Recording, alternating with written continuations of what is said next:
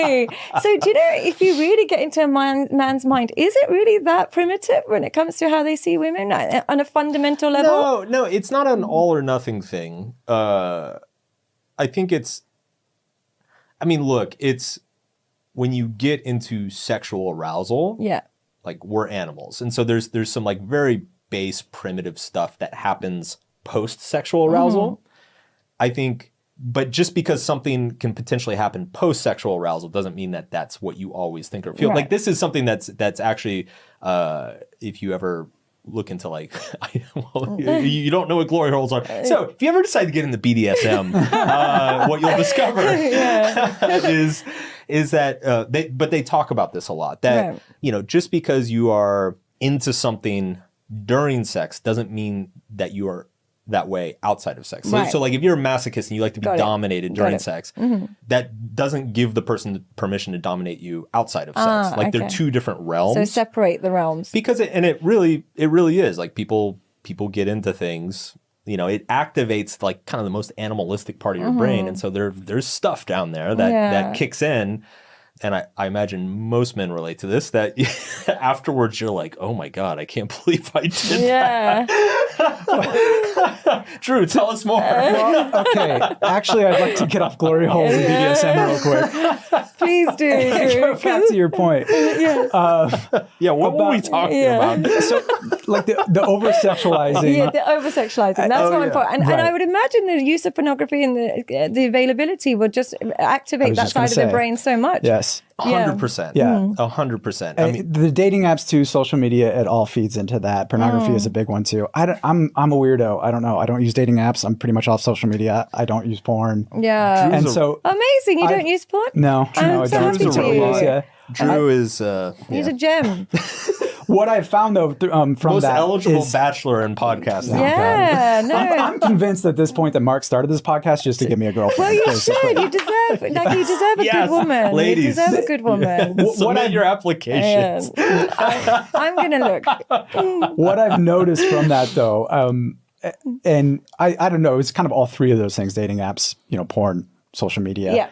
I now have gotten that little voice you were talking about. Like men have this, I want to be a higher status man, and in the eyes of other men, even too. I just don't give a shit anymore. Great. Really, maybe that's part of that's probably getting older as well. Yeah. But I've just noticed that I have a far greater need for connection with somebody now before I'm even remotely attracted to them. So younger women, just it's not. Yeah. I can't have a conversation with you. Because people are always like, "Oh, you're just jealous." I'm really not jealous. I'm very happy in my relationship. And if my husband did leave me for a 19-year-old, it wouldn't make me jealous of the 19-year-old. It'd make me look at him in a different way. And be like, "What the hell, dude? What's going on in your life that this is what you've decided to do?" So it's nothing in that sense. It's just more of a sense of what men think when they walk into a room with a woman that's 20 years younger and smoking hot while they're not. They think everyone's thinking, wow, but what we're really thinking is, how are you stupid enough to not realize why she's here? Yes, we're not thinking, wow, you're so cool. We're thinking, wow, you're really rich. Other women might look at you thinking, okay, I can also use and abuse him.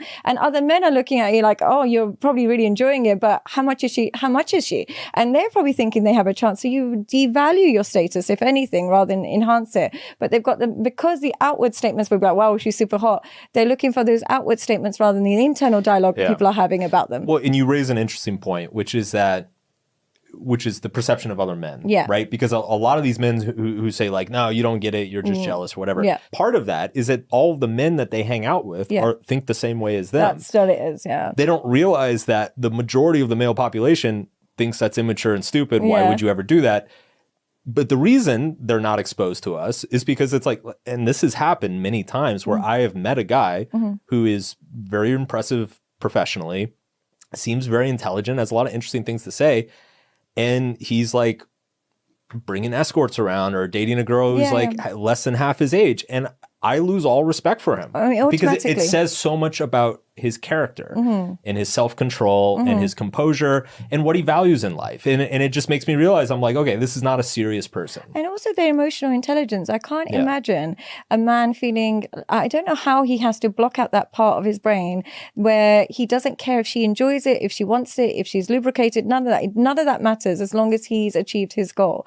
Wouldn't part of the enjoyment of the sexual intercourse be the fact that she wants you and she's so aroused by you, but having to buy her arousal just seems that you are almost compensating her for this bad experience she's about to have. Yeah. So it's indicative of how poor you think your performance is. That's how as a woman sees it. We see it, you must be terrible at this, and that's why you have to compensate women for their time and for being with you. But I think part of that is it comes back to the power thing. Power. Because it's what arouses them is kind of the fact that it doesn't matter if she's into it. Oh, wow. Men are disgusting. Sorry. You guys are so weird. We're turning to Sadia against men. She's like, I don't want to coach these guys anymore. Oh, I think I've just been so naive a little bit with this area of like, because my advice initially was I'm a very traditional woman and I come from a Muslim background. So my advice was always like, what's the problem? You can have a great guy. You know, you'd be loyal to him and faithful and just be good to his family. Like, what's the problem? It's easy to get a man.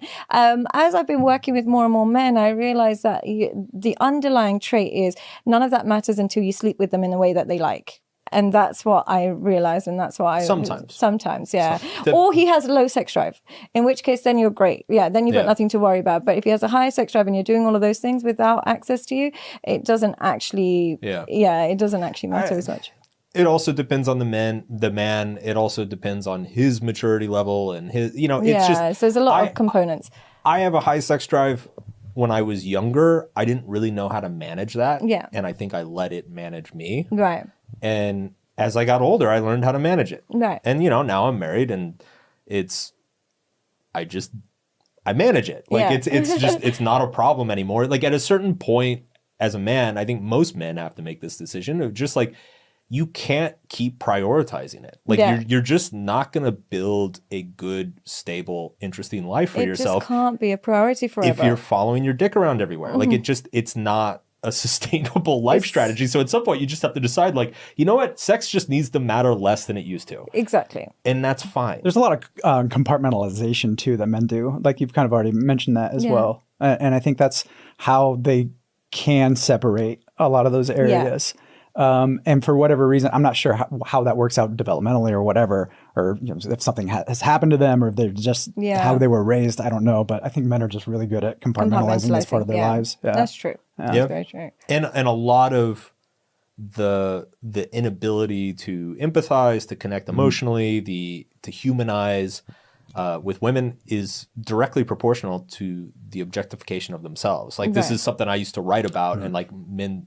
Like I used to try to explain to men. I was like, objectifying women is bad, but it's not just bad because it's bad for the women. It's bad for you. Yeah. When you see women as status objects, you aren't just hurting them. You're hurting yourself because you are basing your entire emotional life around status objects, around collecting trophies and achievements. That's a very great point. To impress your guy friends who honestly don't really give a shit because they're emotionally stunted as well. So it's just a bad game to be playing. Yeah, they're objectifying themselves, usually financially as well. That they really are just a financial component. So they're volunteering for that objectification. Both parties are in those circumstances. Yeah. What is the biggest piece of women's dating advice that is wrong in your opinion? But in terms of the worst piece of advice that women are getting is the narcissistic movement. The movement about how every person you've disagreed with ever in your life is a narcissist, whether that's your mom, your dad, or your ex-partner. Everybody's a narcissist, and they use these buzzwords like gaslighting, breadcrumbing, all of this stuff. So it is the worst piece of advice women have got to. And the reason I say that is 9 times out of 10 when somebody's come to me and said, so-and-so is a narcissist, they are a narcissist themselves.